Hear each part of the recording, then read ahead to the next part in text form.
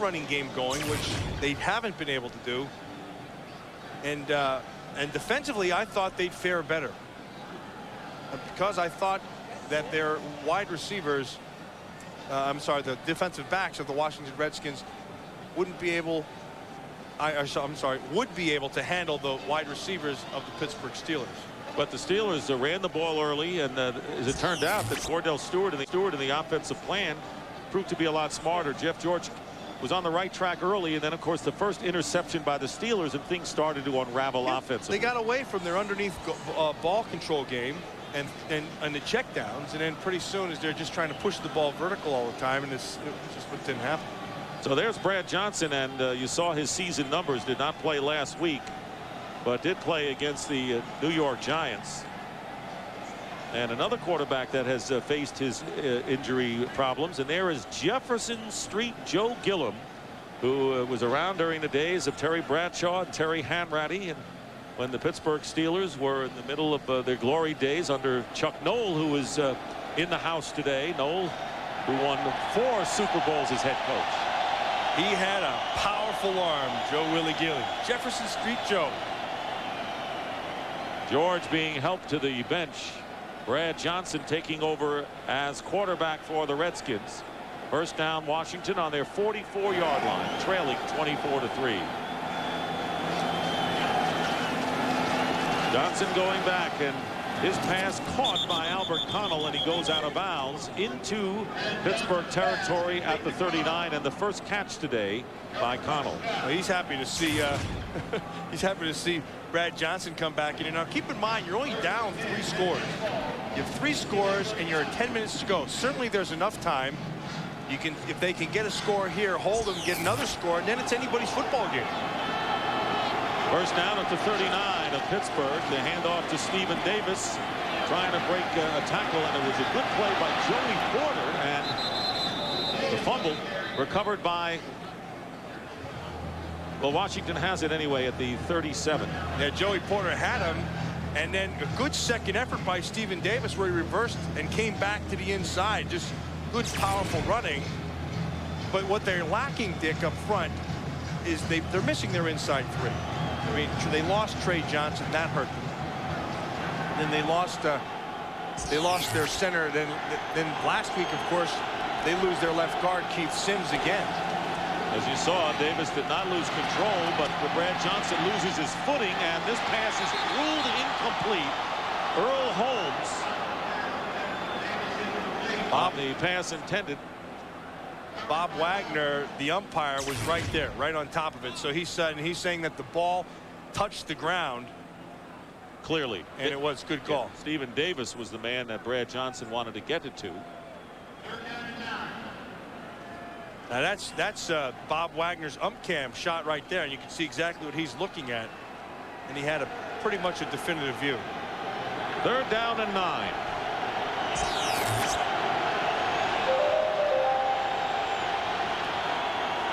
Brad Johnson with time and completes the pass, but short of the first down. Larry Centers. 4th down coming up, and the Redskins will go for it, obviously trailing 24-3. Now all of a sudden they move the football a little bit, and look who they're throwing the ball to again. Going back underneath to Larry Centers, just chipping away at him. When you do that and you're patient with your underneath game, inevitably what happens is linebackers or safeties, they see it and they become magnets. They just jump the underneath. That's when the deeper throws start to happen. Jeff George suffered a twisted back, uncertain as far as return, but 4th and 3 for Brad Johnson, and the pass caught for the first down by Alexander. Steven Alexander loses the ball before he gets into the end zone, and it goes out of the end zone for what appears to be a touchback. Let's read the call. It is a touchback. It is a touchback, and that is another view of the Redskins season in microcosm. They were headed into the end zone, and Terry Robisky's appearance tells it all. Matt, this stick is the personification of the Washington Redskins season right here. Puts his hand back. It's a good job of slapping that ball away from the backside. Jason Simmons forced the fumble, and it goes out of bounds. So the story of the Redskins season graphically illustrated once again today. We'll be back. Courage everybody around, because here's the fumble, and it's a smart play defensively of knocking the ball out by Simmons and turning it into a touchback. But sometimes you have days like that. Sometimes there are games like that. Sometimes, Dick, you have seasons like that. That's exactly what's happened to the Washington Redskins. And the word on Jeff George, he has gone in for x-rays on his twisted back as Brad Johnson took over then, and the Redskins apparently had a score only to see the ball fumbled and then going out of the end zone. So George was taken in for x-rays after that injury. And Terry Robisky, new coach, but nothing really has changed, and it's been that kind of a year for the Redskins. So much expected and so little delivered, as headed for elimination today. 2nd down and 7 at the 23, and here is Jerome Bettis, and Bettis brings it out to the 28-yard line. And keep in mind that the NFL action tomorrow, the New York Giants, who play the Dallas Cowboys tomorrow night, and a victory by the Giants will clinch the NFC East title. They own the tiebreakers against the Philadelphia Eagles, who have a bye week this week, and that in itself is a big story and a big surprise, with the Giants possibly ending up as the division champions when people were looking to the Redskins before the year started. Giants have come on, Dick, because I mean, we had them in the middle of the season. They were not a good football team. I mean, you looked at them and you said they're not very good, and now what they've done is they've salvaged their season, and they're playing pretty tough physical football. 3rd down and 3. Cordell Stewart showing his arm straight. Pass caught by Mark Bruner, and a 1st down. Going away from the play, going to his left, completing a 21-yarder to Bruner near midfield. This is a pretty gutsy throw. Sam Shade's right there. The difference is Sam Shade doesn't play the ball. He played the man. And Bruner, watch him. He's going to stay right on him. Now watch him turn. He's going to look back, and he plays the man instead of the ball. If he just turns his head and stays with it, knock the ball away, you have a play. Good play by Bruner, however. Caught it like an outfielder, like they used to play baseball, the Pirates, here at Three River Stadium. Can of corn, Bob. Right. First catch of the day by Bruner. Richard Huntley with the run, picking up 5 yards on the play.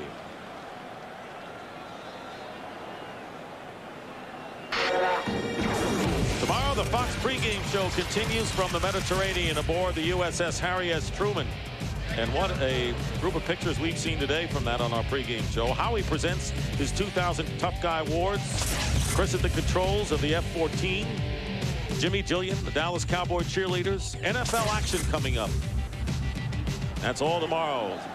1 o'clock Eastern. 2nd down and 4 at the 46.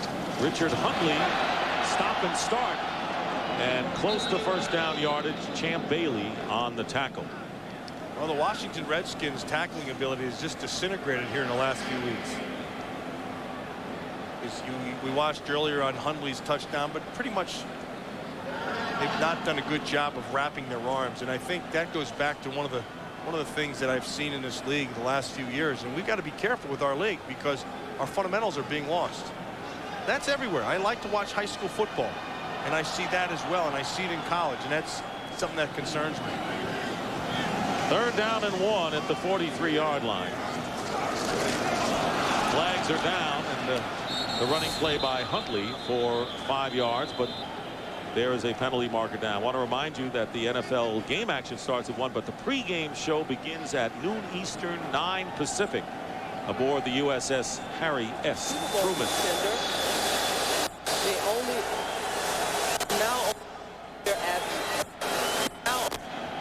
Kennard Lang jump, that's what they're calling it. It'll be a 1st down. Steelers with a 1st down. The Pittsburgh Steelers trying to wind up their home schedule and their Three Rivers history on a high note, and they have an audience of some of the greats who have played here and have won championships. Steelers losing their first 3 games of the season, then ran off 5 in a row, but have since lost 4 of their last 6, including 1 to the Giants, but rebounding smartly from that 30-10 loss to the Giants last week. 1st and 10 at the 38-yard line. Stewart has rushed for 21 yards, along with his 175 yards through the air. Jerome Bettis back in the game and gets the call. Jerome Bettis to the 31-yard line, Sam Shade on the tackle, and Bettis gets 8 more, and a great game for the running game today.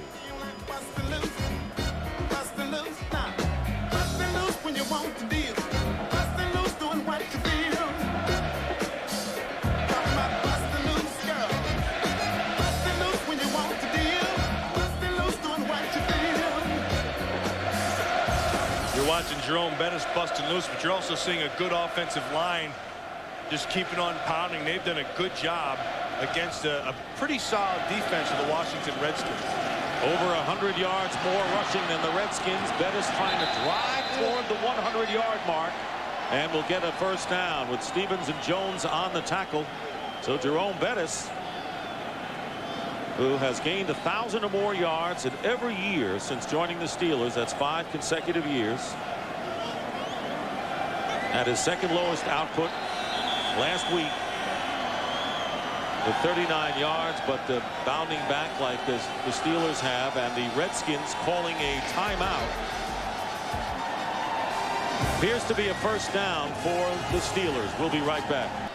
And that's a portable heater, and so they're warming their derriere back there. Back there. First and 10 at the 28-yard line. Jerome Bettis needing 1 yard for 100, gets more than that. So Jerome Bettis, with his 7th 100-yard game this season, gets a standing ovation, and the crowd aware of it. This is a very savvy football city, and the Steelers, who had the first down before the play, they got about 5 on that one. That's 46 in his career, and the Redskins will use their second timeout right now. 46 100-yard career, 100-yard performances for the Bus. Well, what's so impressive about Jerome Bettis's 100 yards is that each week you go in saying we got to stop Bettis, and it's going to be physical, and they're not going to try to get out of the way. They're going to drop that 8th guy down, and he still gets his 100, which makes it more impressive. Well, the Steelers headed for victory here, and while we have a moment, we want to thank our outstanding crew. Our game being produced, as always, by Richard Zients and directed by Artie Kempner. The associate director is Greg Scopatoni, and the broadcast associates are Jacob Ullman and Josh Weingrad. The technical producer is Dean Walker, and a tremendously dedicated technical crew. The pregame show was produced by Scott Ackerson and directed by Bob Levy, as Richard Huntley carries for a couple. The senior producer is Bill Brown, and the executive producers of Fox Sports are Ed Gorin and David Hill. Well, this season started very promising for both these teams. The Steelers started off slowly and were able to salvage and put themselves in at least having a shot here, because there are some scenarios that can get them in the playoffs, and that's a credit to Bill Cowher and his staff. And on the other side of the ball, with all the dough that was spent and all the expectation and hype that was bestowed upon the Washington Redskins, they've fallen right flat in their face. Huge disappointment on one side, and hope, of course, on the other for Bill Cowher, who, when we asked him yesterday in the meeting, what about looking ahead to the Steelers, he says, his face all of a sudden brightened. He says, look ahead, we're not looking ahead, because we know that we still have a chance. So tomorrow's game is a playoff game for us, and that's what he told Pam Oliver at the beginning of the game, and that's the way they play today. Yeah, and that's been their approach, and that's what's always been, what I always appreciated about the Pittsburgh Steelers and the way they go about things is things don't change. They know exactly what they want to do. They know what they are. They know what the city's about. They know how their players play, and they adapt to that style, and it's always physical football. They said it at the start, and they haven't disappointed. Third down and 4 at the 22 for the Steelers, with under 3 minutes remaining in the game. Richard Huntley is the running back for Cordell Stewart, and he goes to Huntley, and Huntley delivers, riding, and a fumble on the play. Matt Stevens was on the tackle, and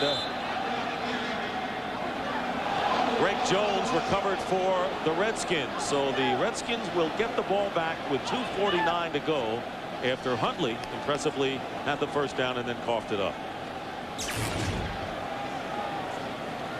There's another missed tackle. Matt Stevens gets his hand in there and yanks it out. That's the same thing as Simmons did earlier on the touchdown from Alexander. He gets his hand out. That's just, that's just being aware. Being aware, and then you got to take your shot, which he did. Huntley, who has scored 2 touchdowns today, won a 30-yard run, upset with himself, and that was the first turnover by the Steelers. So with 2:49 to go in the fourth, first down for the Redskins on the 9-yard line. Brad Johnson taking over for the injured Jeff George, who suffered a twisted back and had x-rays, and right now the Steelers are challenging the ruling on the field that it was a fumble. We'd have to see if his knee was down before the ball came out. Or the elbow. Or the elbow, anything. It looks like well, it could be down, Dick. It looked like his knee did touch. Yep. Well, that's what right. If watch this right here. Knees down, and now the ball comes out.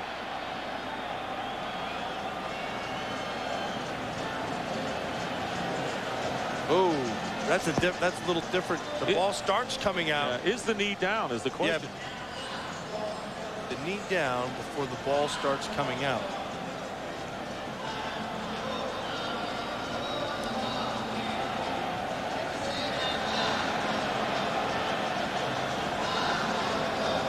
And of course, it can't be close. It has to be indisputable visual evidence for them to reverse the call made on the field that it was a fumble by Huntley. Ooh, that's a good picture.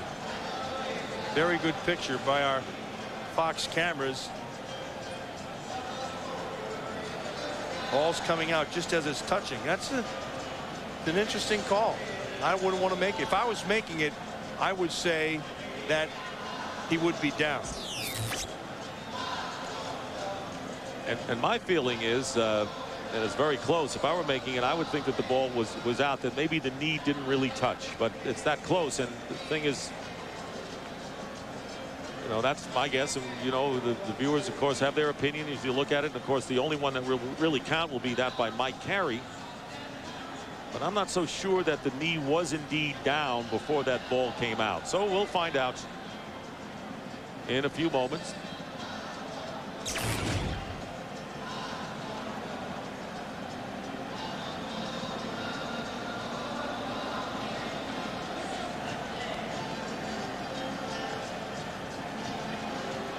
Ooh, awful close. And here comes Mike Carey with the decision.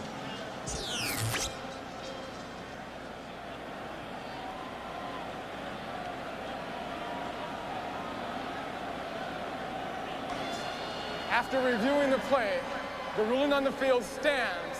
The ball was moving just before his knee hit the ground. First down, Washington. Pittsburgh will be charged with their first timeout. And of course that doesn't affect Bill Cowher, as you can just look at his face with a 24-3 lead and 2:49 to go, that he loses a timeout here. So the Redskins get it back on the 9-yard line, or will get it at the 9 after the challenge is turned back. The look at Three Rivers Stadium, and that will be replaced by a stadium nearby right on the left of Three Rivers. This is the final 2:49 of action in this stadium. First and 10 at the 9-yard line. Brad Johnson back to the goal line, pumps once, and 2 chances for the Steelers to intercept that pass intended for Irving Fryer, Chad Scott, and Ainsley Battles, and they couldn't do it. That's the second one Ainsley Battles had a shot at and didn't get. Remember earlier in the game, hit him right in the chest and it popped up. Battles has played pretty well here today. The biggest thing here, as you can watch right out of Chad Scott's hands and then out of the hands of Battles, is that was a horrible throw. The thing just took off on it and flopped around. But the Redskins did turn it over 4 times, and there were 2 interceptions, one by Chad Scott leading to a touchdown, and the run up the middle by Larry Centers, and a first down for the Redskins. It's gotten brighter here, and sun trying to shine through after a full day of rain here in Pittsburgh. The blue skies visible for the first time. You got better eyes than I do. Well, I looked at the cameras, and talk about a guy that had a lot of blue skies for Steelers fans. Lynn Swann 1st and 10 at the 23-yard line, and the ball slipped out of Brad Johnson's hand. That's a live ball, Dick. And no whistle. Holmes picked it up. No, you see that the officials threw the beanbags, and that's a fumble. Get it. It's a fumble. It slipped out of his hand. Ball slipped out of his hand. As long as his arm starts going forward, any forward motion, it becomes an incomplete pass. But it wasn't. First down. There was no whistle. The beanbags came out. Watch Brad Johnson. Yeah, that's a fumble. Ball's out. That ball's out all the way. Now, the interesting thing is, Brad Johnson just stops. Yeah, that ball was out. And he didn't even know where the ball was. He knew he lost it. Larry centers. Let's listen. No whistle. No whistle whatsoever. Now, Andy Heck stopped. Brad Johnson stopped. Larry Center stopped. Everybody just stopped. So that's turnover number 5, and the Steelers are on the Redskins 14-yard line. Cordell Stewart handing off to Richard Huntley, and Huntley picks up a couple of yards, and we wind down to our 2-minute warning. 2 minutes remaining here in the game and Three Rivers Stadium history. We'll be right back.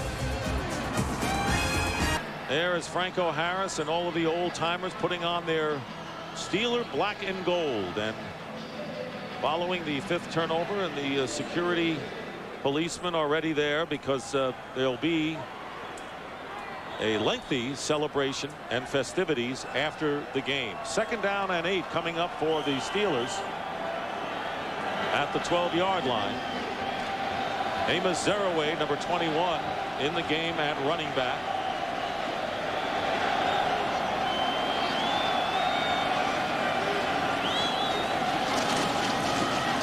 Zeraway getting the call, and picks up a couple of yards. The Redskins are out of timeouts. Jerome Bettis with 104 yards, his 7th 100 game this year. And a great punt return by Hank Poteat of 53 yards, which was the longest punt return ever here at Three Rivers Stadium by a Steeler player. And there is Poteat, the rookie from Pittsburgh. 2 touchdowns by Richard Huntley, and the Steeler fans cause to celebrate and to remember the great days. 3rd down and 7. And the handoff to Zeraway, and Kennard Lang making the tackle. So we wind down to a minute remaining. Pittsburgh Steeler fans in this stadium they've always been great fans. They understand and love their Steelers. They understand football.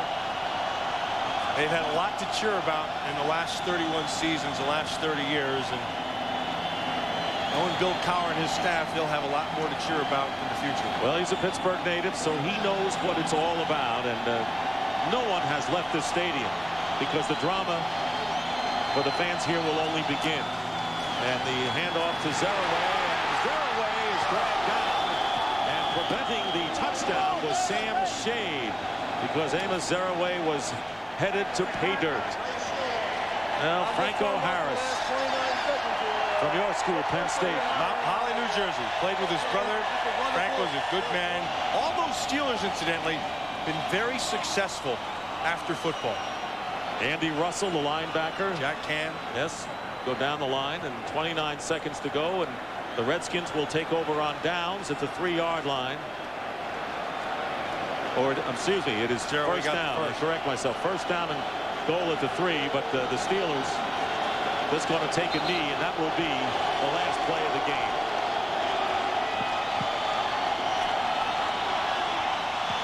Well, fortunate to call the first play in this stadium, and honored to call the last one. That is the Steelers will win, stay alive. The Redskins, by losing, are eliminated from the playoff race.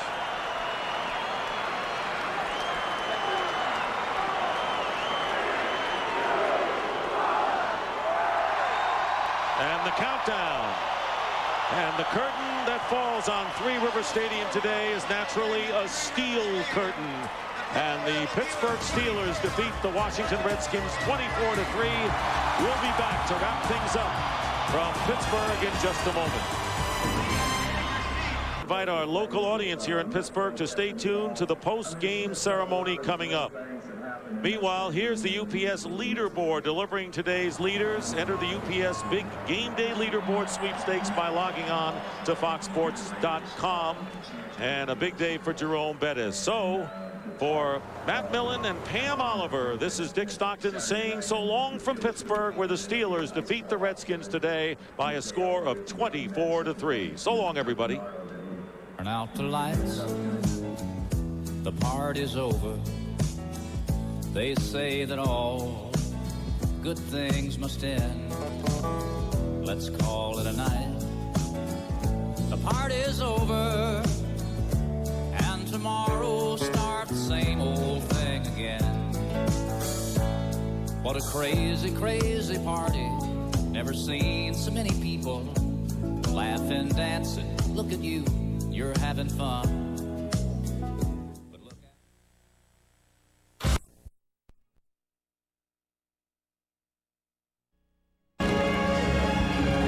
This bowl of concrete and steel has been the centerpiece of Pittsburgh sports for 31 highlight-filled seasons. And a proud badge of honor, you may be surprised to learn that no city has had more championship teams played in its stadium than have been played in Three Rivers since it was built in 1970.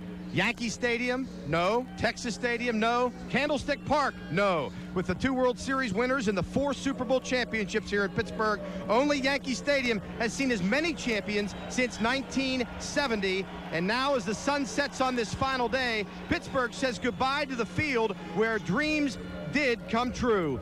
Good afternoon, I'm Albie Oxenrider, and welcome to Three Rivers Stadium. And as if on cue, the rain is beginning. Along me, Sheila Hyland and Jay Harris. Welcome to the Kaufman's Steelers celebration of an era. Yeah, just in time for our post-game show. Here comes the post-game you know what? rain. None of these people minded here today, though. It was an incredible game, and everybody wants to say they were here for the last game at Three Rivers. You could see the flashbulbs going off as the final seconds ticked away. The rain, it only adds to the aura and the magic feeling that's in Three Rivers today as everybody gets a final glimpse at this venue of champions, which dates back to 1970. It's going to be an exciting day. Today will rank as one of the most memorable events ever at Three Rivers. In just a few minutes, we'll reminisce with some of the players of old and share their fond memories of Three Rivers. Then on this field behind us, the greatest assembly of football talent will gather here as nearly 50 former Steelers join the current team for one final bow. And we will count down some of the greatest plays ever on this field, which will end with a special live surprise.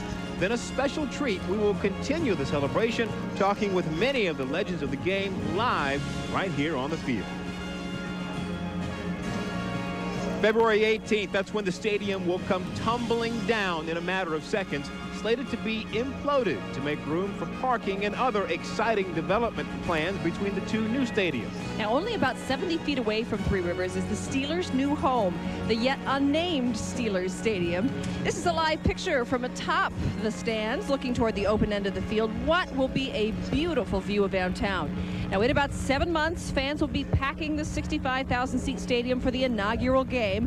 At the open end of the stadium will sit a new electronic scoreboard 3 times the size of the current Jumbotron. And for the first time in 32 years, Steelers players and fans will see the return of a natural grass field. And just in case you were curious, here's what the new stadium will look like when it's complete. It will offer a great view from every seat. In addition to being one of the premier venues in the National Football League, it will also be the home of the University of Pittsburgh Panthers. But this afternoon, the focus is on Three Rivers Stadium and its 31 seasons of cherished memories. In 1970, a combination of concrete and steel, rivets and rebar formed this stadium. 4 years later, guys like Harris and Ham, Bradshaw and Blunt, well, they helped forge the championship years. With Three Rivers impending demolition, it seems like a perfect time to reminisce. And Fox 53's Brian Krills and Paul Coatsworth teamed up to take you back to some of the greatest years of the Steelers and the place they called home. Put yourself in this difficult situation. You're a professional football player. Your team is on the road. And your team bus has just arrived outside Pittsburgh's Three River Stadium. There was a great sense of ownership and pride that this was the home and the house of the Pittsburgh Steelers, and that they paid a price to be in this house. It was almost like you could see it on their face that we're not going to win this game. You know, it's just, we got to be here because it's on the schedule. And that was a good feeling on our end.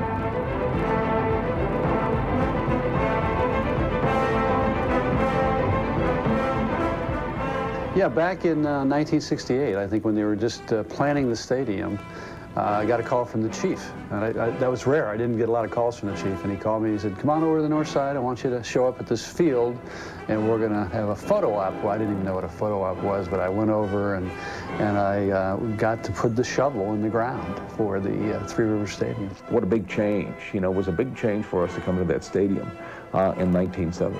I started at South Park. That's where the Steelers practiced back in '63, in a dilapidated, you know, wooden building where the locker room was in the basement, and the snow would come in through the windows and be on your pads in the morning, and it was freezing in there. And when it got too cold or too blistery, we'd go into the barn to walk through plays. The contrast between that and Three Rivers was just astounding. Pittsburgh's going to the Super Bowl. I'm taking it. We got a feeling. Pittsburgh's going to the Super Bowl. For those who hadn't come, when you fly in and you take that trip down from the airport down the Parkway, and you see buildings, and you're always wondering what a city's like as you're coming into it. You're always wondering what you're going to see. And so all you see is just, you know, buildings going up and the roadway coming in, the Parkway, and then you got to go through a tunnel. And I know, you know, when they come out of that other tunnel, and especially if it's at night or even during the day, you know, and bam, there's the city, you know. It's like, it's got to take your breath away, because you come through there not expecting to see anything, and it sits like a jewel, sitting right there. Knowing all the tradition and the history of what Pittsburgh's all about. Knowing what this is, and then right off to the left as you come over the bridge and go over, is the stadium. And all the lore that has taken place, and everything that it stands for, and all the players who have been in the Hall of Fame have played there in that stadium. And so it's got to be an awesome feeling of looking at it from that perspective. The chemistry between the fans at the stadium and our football team, it kind of meshed together for about an 8 or 9 year run, and it was terrific playing at that stadium. You know, I was talking with this one guy, and just a little while ago, and he says, yeah, we're going to be imploding the stadium in February. And when he said that, it just kind of hit me. And I just had like this sad feeling, you know, just come over myself and saying, oh my gosh, they're going to implode the stadium. It's going to be no more. When people came to Three Rivers Stadium, they came into our living room, and there was a price to be paid. And forever, it stayed that way.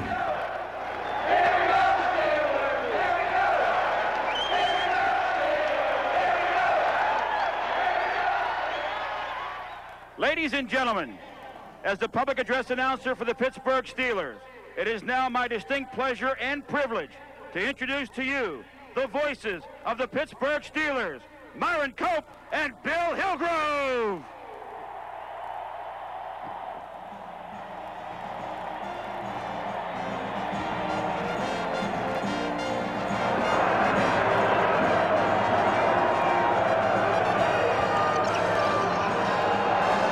Seasons, greetings to the great Steeler Nation.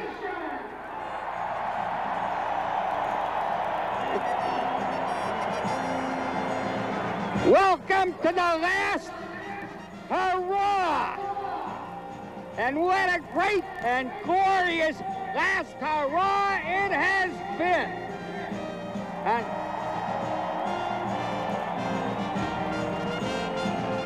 And one more thing. Let it rain, let it rain, let it rain!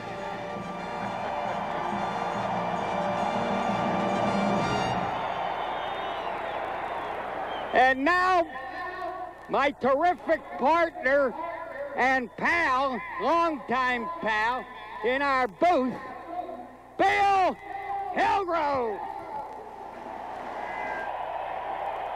Thank you, Myron. It is my sincere pleasure to help you turn the light out on the greatest party place in the country.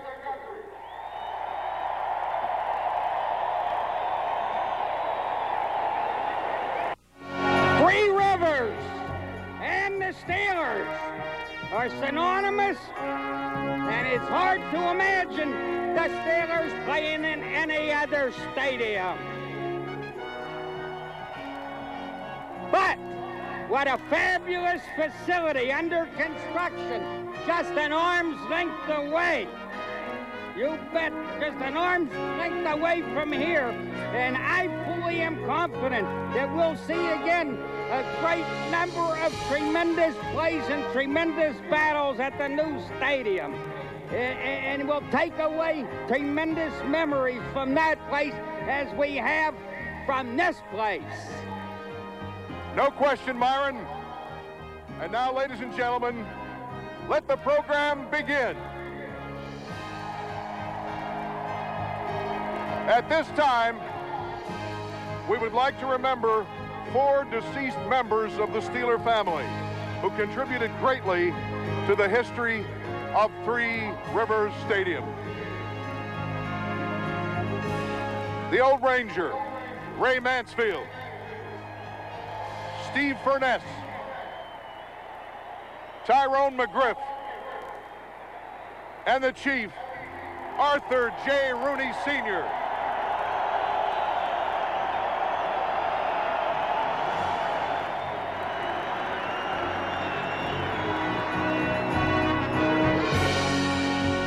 Would you now please turn your attention once again to the video board for a message from a special guest. Hello, everyone. It's been a long time since I've played my last game at Three Rivers Stadium. If I recall correctly, it was against the San Diego Chargers in a playoff game. I remember in 1970 when the stadium opened, right before it opened, actually, I signed my contract coming out of Louisiana Tech on the 50-yard line, which was nothing but dirt. And I'll let you in a little secret. It was $25,000 a year. I'm a businessman. Anyway, it was fun. I remember our first game was against the New York Giants. I remember when Keith Jackson was up in the booth. It was like Monday Night Football when it first started. And my first touchdown pass, at Three River Stadium was a 50-yard touchdown to Ronnie Shanklin going into the west end zone. I look back on that stadium when it first opened up. I think about the team that Chuck Noll and Dan Rooney and Art Rooney Jr. That put together one of the greatest teams ever play in the National Football League. First team to win 3 Super Bowls, first team to win 4 Super Bowls, and all those players that are there today, my teammates. It doesn't seem right that I'm not there. Unfortunately, I'm out doing a USO trip, and we at Fox are doing our pregame show in the Mediterranean, and I can't be there. But to Lynn Swan, number 88, and Stallworth, and Webby, and Moon, and Sam, and John Cove, Larry Brown, Benny, of course, Jim Smith, Calvin Sweeney, Theo Bell, of course, Hall of Famer Franco and Rocky, and all those great defensive players, and the Steel Curtain, Joe Green, Jack Lambert, Ham, on and on. God, too many, just too many. It's just hard for me to imagine that just 30 years later they're going to tear it down. It will be missed. It's a sad day, yet it's a sign of the times, and it's unfortunate, but we move forward, and the Steelers have to move forward, and the new stadium is to open up next year, and it's my understanding that they've yet to be able to come up with a name for it. So Dan, if you're listening, Bradshaw Stadium has a nice ring, don't you think? I love this place, I love those players, I love that city, and I loved our team, and I only wish and only regret that I'm not there today. God bless all of you. And now, ladies and gentlemen, again, turn your attention to the Jumbotron for this special video presentation. Produced by NFL Films for today's ceremony, it's a video of special memories of the Steelers' 31 seasons here at Three River Stadium.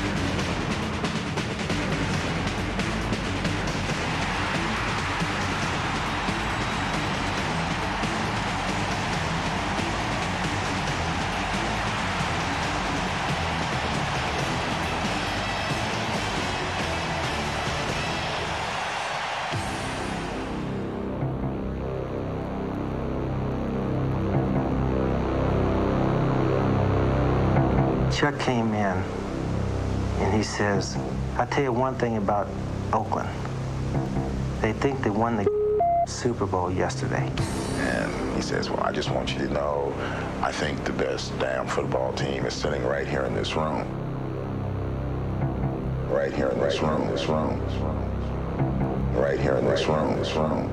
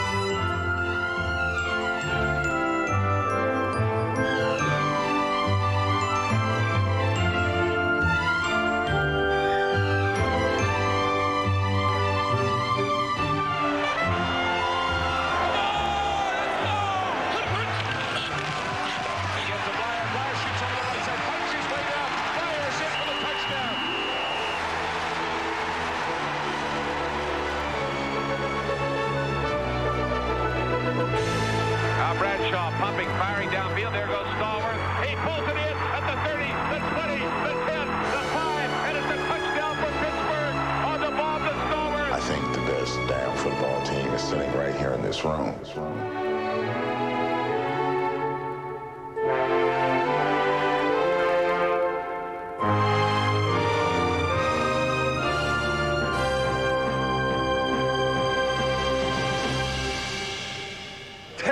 is something that we have to create, we have to maintain, but first of all, we got to start it. And let's do it. This kickoff, baby. Let's go. Turn, looks for the end zone, fires, and it's caught in the end zone for the touchdown. And a deep handoff going to Foster, comes over the left side of 15, the 10, the 5. Look out, there he goes. Touchdown. Foster breaking over the left side, galloping. He gets to the 35, the 30. He's on the left sideline, 20, 15, 10, and he is going to score that Steeler touchdown. Here comes the bus. He's got that head of steam. He's breaking tackles. He's still on his feet at the 30. The bus goes 43 express. As the bus shakes him off like flies. There, kick some butt, baby. Here we go. D-O-3, 1, 2, 3, 3. Come on, defense! This Steeler defense is brutal. Play action, fake. Harbaugh wants to throw it. He's hit. The ball is loose. It's picked up. And here comes Woodson. Rush sack at the 2-yard line. And a fumble. We've got a Steeler touchdown. You got to believe and you got to trust. We're going to find a way to win this thing. The Steelers give it to the right. And driving into the end zone, it's Van Moore for the Steeler touchdown. And this place erupts. This place has gone berserk. Look, they are jumping 60,000 people, jumping up and down, making them pound. The place is shaking. It's for you, Dan. For you. It's for you. You deserve it. You really do. This trophy, while it's only half of what we want to accomplish, is for Dan Rooney and, more importantly, the fans of Pittsburgh, baby. This is for you.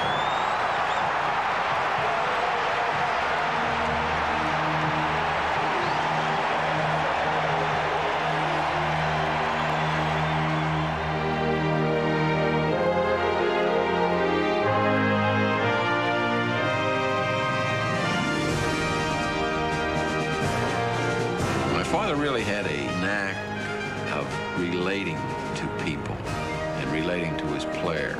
He probably had the best relationship with Terry Bradshaw of anybody in our organization. 22 seconds remaining. And this crowd is standing. 50,000 of them.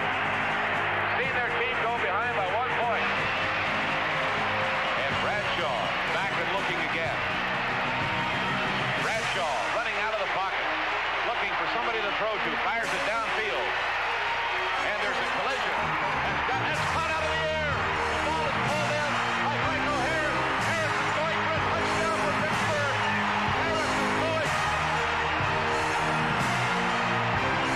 5 seconds left on the clock. Michael Harris holding the football. I don't even know where it came from. Mark Rooney.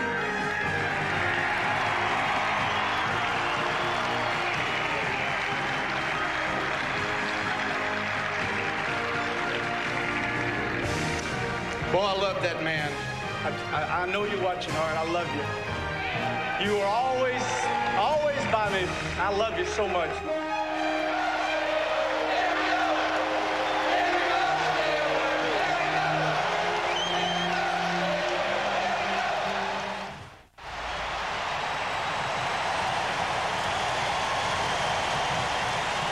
And now, it's time to meet the men who contributed to those memories. From the 90s, Barry Foster.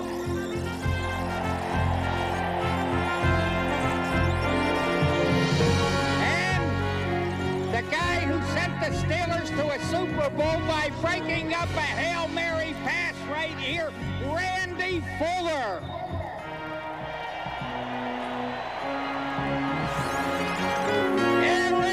Green.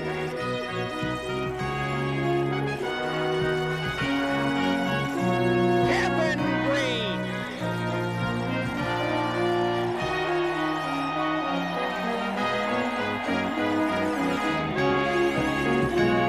Merrill Hodge.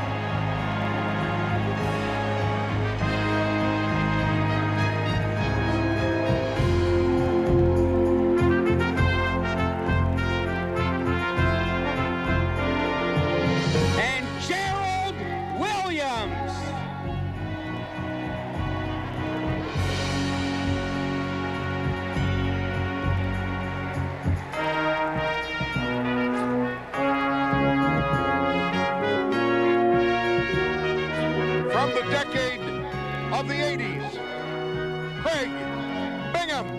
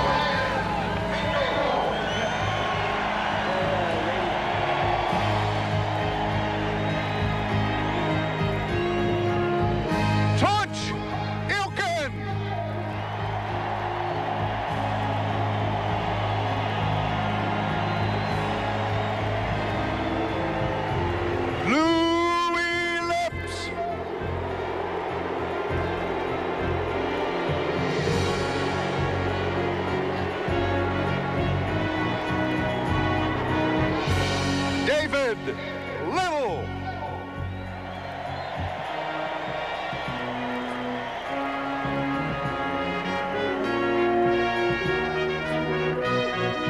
Mike Merriweather.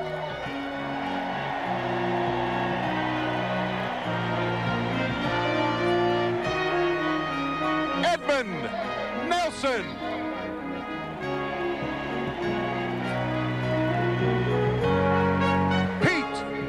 Rostowski.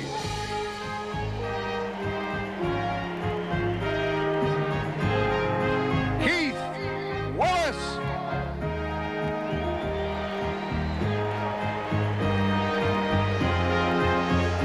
Craig Wolfley.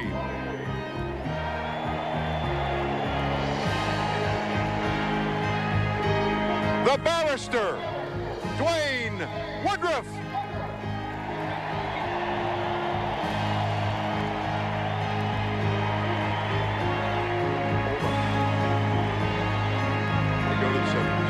From the 1970s, John Banaszak.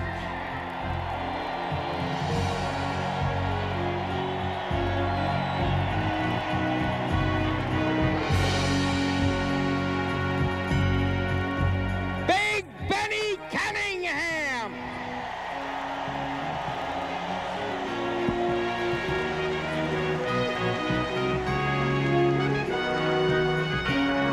Robin Cole.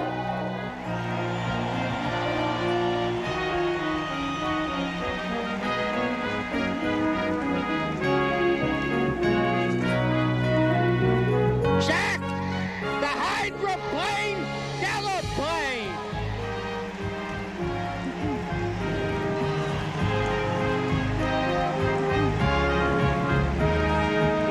Here he is, John Frenchie Fuqua.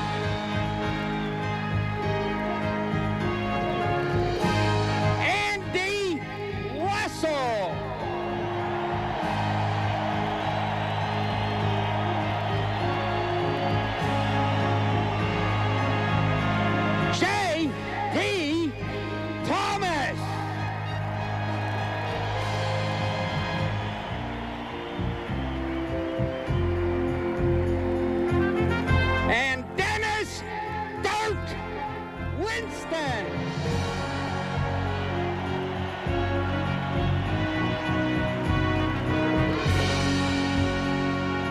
And now, for the Steelers, who played on all 4 Super Bowl championship teams.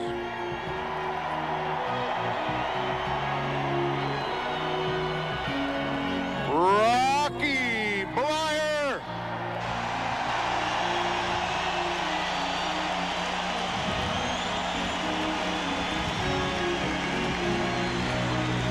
Mel Blunt.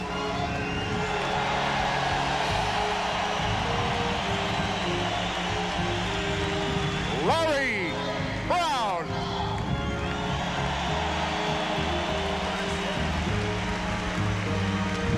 L.C. Greenwood.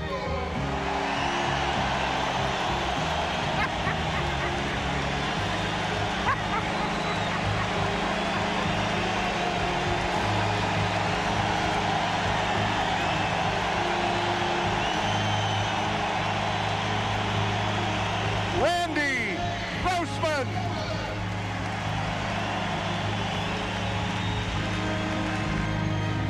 Jack Ham.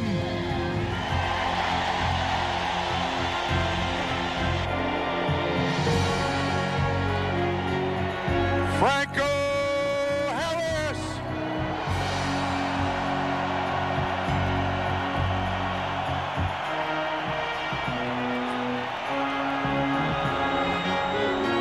John Kolb.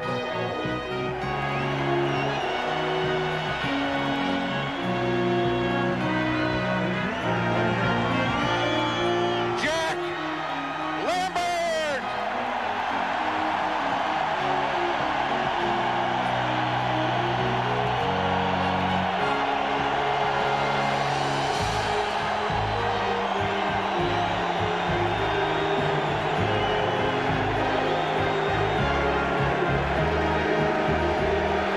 Jerry Moon Mullins.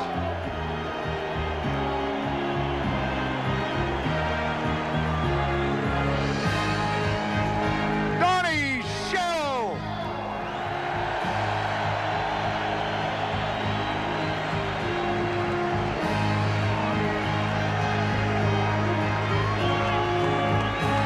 Lynn Swan.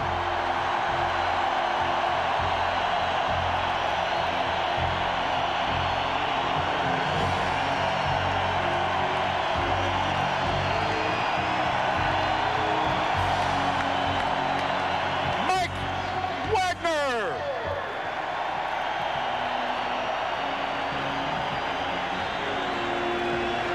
And Dwight White.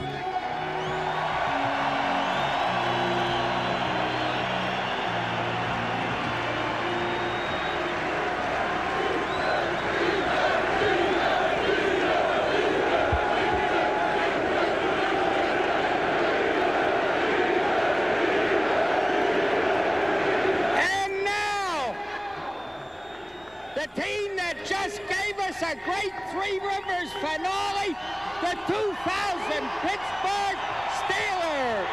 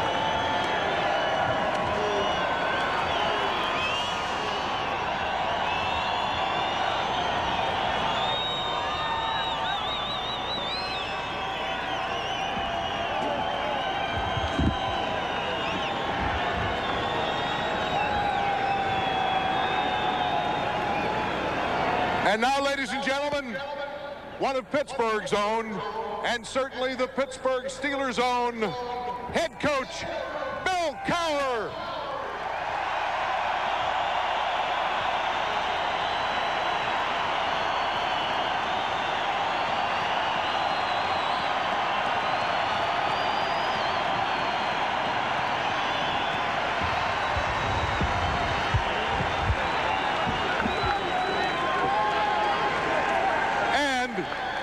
Steelers Hall of Fame coach, Chuck Moe.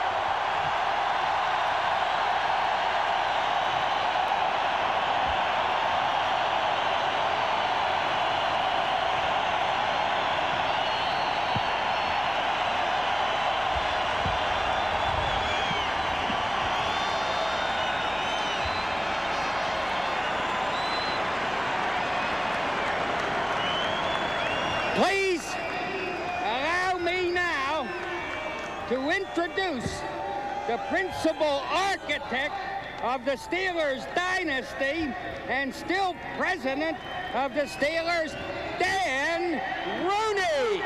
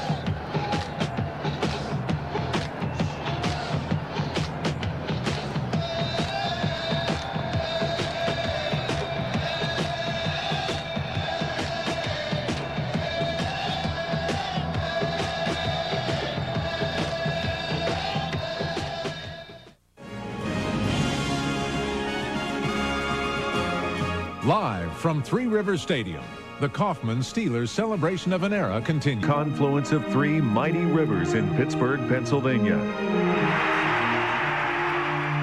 In much the same way that the blast of steel furnaces once proudly forged flames that glowed from nearby steel mills in this blue-collar town.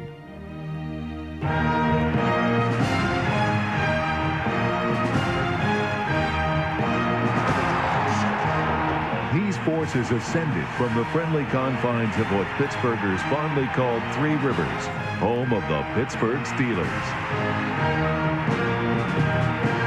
To the Steelers, the roads to Three Rivers led to championships. But to opposing teams, doom. For 31 seasons, Three Rivers served as the home to the Pittsburgh Steelers, producing many memorable games and plays. But these are the top 10 plays selected by fans as the greatest in Three Rivers history. The 10th greatest play was John Stallworth's juggling catch in a November 4th, 1979 game versus the Washington Redskins. Stallworth tipped the ball on his fingertips, retrieved it, and completed a 65-yard touchdown reception.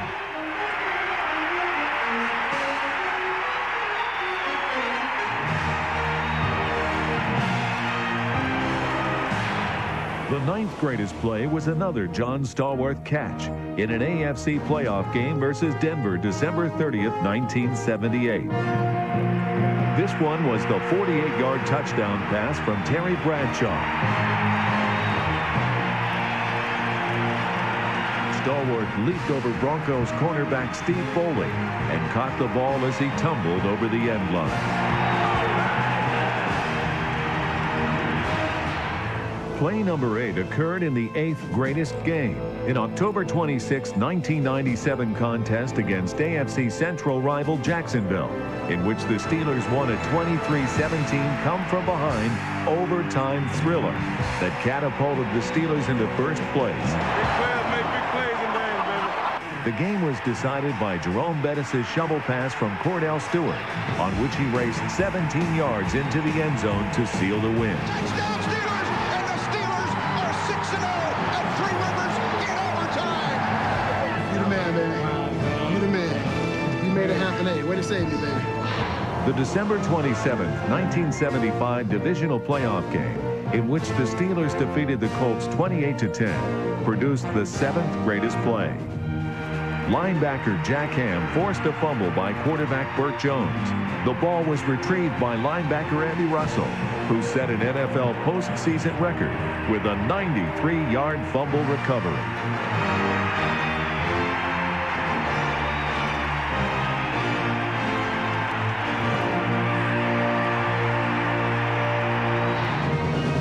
The 6th greatest play occurred in the December 13, 1975 Cincinnati game. Jack Lambert forced and recovered a fumble by Boobie Clark, ran 21 yards and then lateraled to J.T. Thomas, who ran 21 yards for a TD, giving the Steelers a 14-0 lead in a 35-15 win against Cincinnati that clinched their 3rd AFC Central title in 4 years.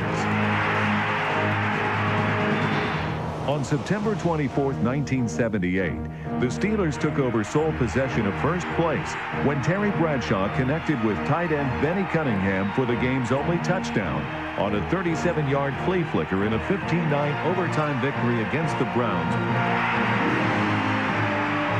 The play and game were both voted 5th best in Three Rivers Stadium history. It was Bradshaw's 100th career touchdown pass. The 4th greatest play involved one of the greatest defensive linemen of all time, Joe Green. In the January 6, 1980 AFC Championship game, Green nailed Earl Campbell, who had just gained 7 yards on the previous carry for a first down, with a jarring hit that reverberated throughout Three Rivers and resulted in a 1-yard loss.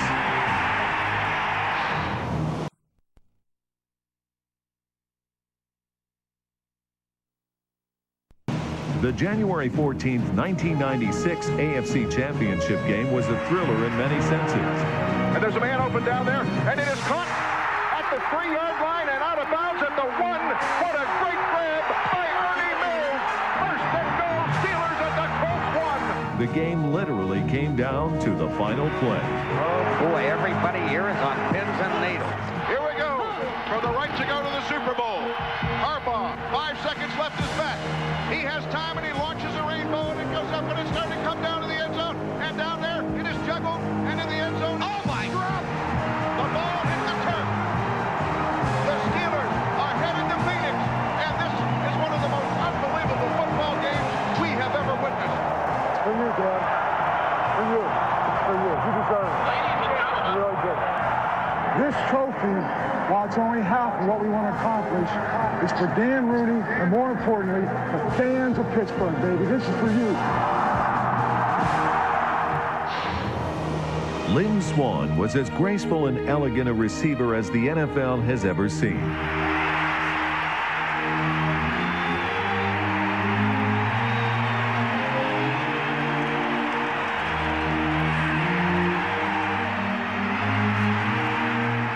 His knack for making aerobatic catches made him one of the most dangerous receivers in the league. In a 1978 playoff game against the Denver Broncos, Swann made one of those patented catches.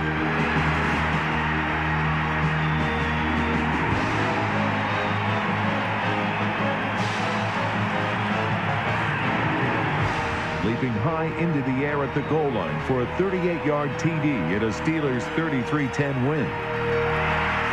What seemed like an average catch for Swann, most receivers would not have come close to making the play. No other play in NFL history has had such an impact on a team or city than what occurred at Three River Stadium 28 years ago. December 23rd, 1972, when a rookie running back from Penn State set the course of history for one of the greatest dynasties in all of sports. It became known as the Immaculate Reception, the greatest play in NFL history. And Bradshaw back and looking again. Bradshaw running out of the pocket, looking for somebody to throw to, fires it downfield. And there's a collision. It's caught out of the air. The ball is pulled in by Franco Harris. Harris is going for a touchdown for Pittsburgh. Harris is going.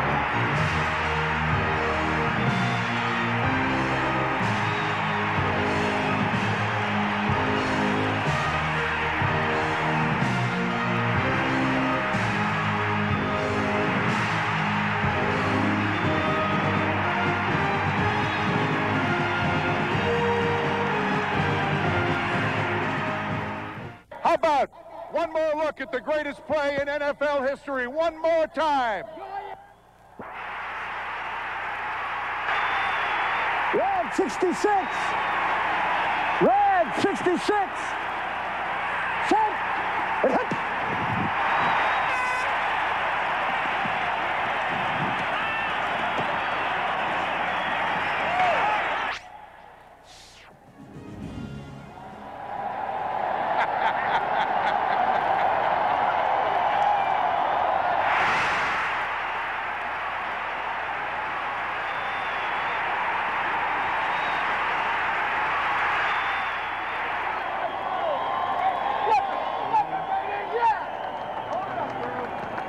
Here you go. Hold it up. Spin. Turn around. Spin.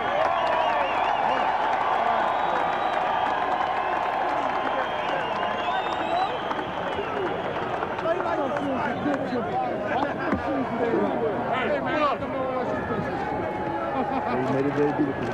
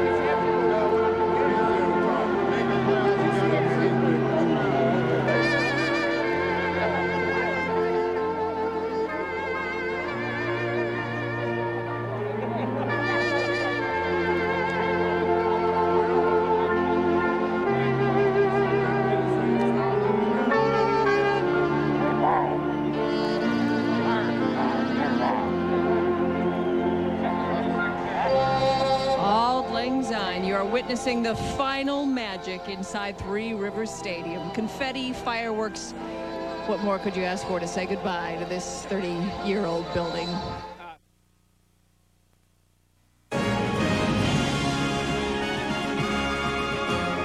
Live from Three Rivers Stadium, the Kaufman Steelers celebration of an era continues. This is it. This is a reunion of some of the key players from that team.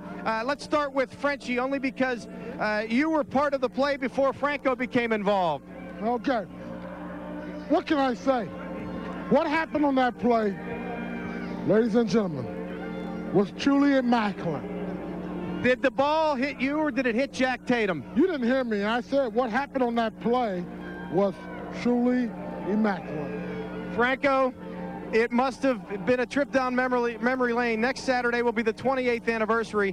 What were you feeling when you were able to reenact the greatest play in NFL history just moments ago? Well, it was a special moment for me when I saw the play up on the big board for the last time in Three River Stadium, and that was a pretty touching moment, knowing that it happened here, and it'll be the last time I'll see it in Three River Stadium, and so that was a very touching moment for me, and just very sentimental. Rocky was just talking about the assembly of players here, getting everybody together, and so many great names that were part of one era. It is beyond belief that there were so many great names on one team, one era. So many great names and great people. It's great to see Joe Gilliam here. Great to see Frenchie back. I mean, it's just wonderful because at one moment, at a certain time, a certain place, that the good Lord put us all here together, and great people, and we accomplished some great things, and we accomplished it in this place here, in this stadium. And so that's what makes it a little tough, knowing that so many great people and great things happen here, and that it'll be torn down, but the memories will live on. Franco, thank you for joining us. What a day that was, and how appropriate that we've relived last week's celebration on this, the 28th anniversary of the Immaculate Reception. Over 31 seasons, more than 60 million fans watched professional and amateur sporting events at Three Rivers. And while the stadium will be remembered as the home of 6 world champions, it's the legacy of the Steelers teams of the 70s that galvanized the stadium's place in our hearts and memories. And as we say goodbye, we leave you with some of the many images that made that football team, a team considered by many to be the greatest of all time. Thanks for joining us and being a part of Pittsburgh history. Happy holidays.